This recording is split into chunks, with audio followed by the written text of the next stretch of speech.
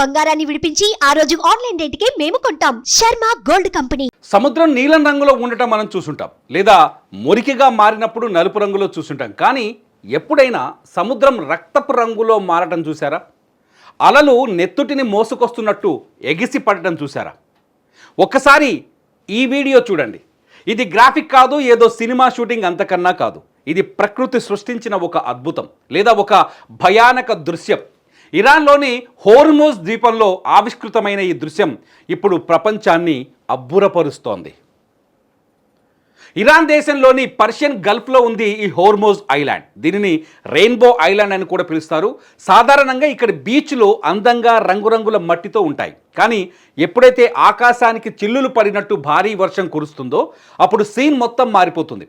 కొండల మీద నుంచి జాలువారే వర్షపు నీరు సాధారణ నీరులా కాకుండా రక్తం ప్రవహిస్తున్నట్టు ఎర్రగా మారిపోతుంది. ఆ నీరు సముద్రంలో కలవగానే సముద్రం కూడా తన రంగు మార్చుకొని ఎర్రటి అలలతో ఉగ్రరూపం దాల్చుతుంది.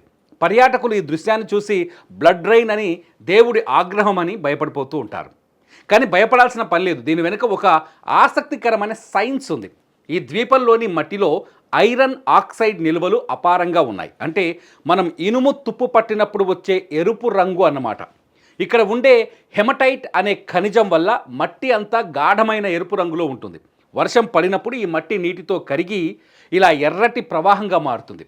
ఆశ్చర్యకరమైన విషయం ఏంటంటే స్థానికులు ఈ మట్టిని గెలాక్ అని పిలుస్తూ ఉంటారు. దీన్ని లిప్స్టిక్ల తయారీలోనూ చివరికి వంటల్లో సాస్ లాగా కూడా తింటారు. అంటే ఈ ఎర్రనీరు విషం కాదు, అది కేవలం మట్టి రంగు మాత్రమే అన్నమాట. ప్రకృతి తన గర్భంలో ఎన్నో వింతలను దాచుకుందో చెప్పడానికి ఇదొక ఉదాహరణ.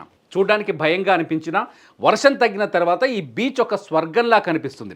ఎర్రటి ఇసుక, నీలి సముద్రం, వెండిలా మెరిసే ఉప్పురాళ్ళు ఇవన్నీ కలిసి హోర్మోజ్ ద్వీపాన్ని భూమి మీద ఉన్న అద్భుతాల్లో ఒకటిగా నిలబెట్టాయి. అందుకే ఈ రక్తపు సముద్రాన్ని చూడటానికి సాహసికులు క్యూ కడుతూ ఉంటారు.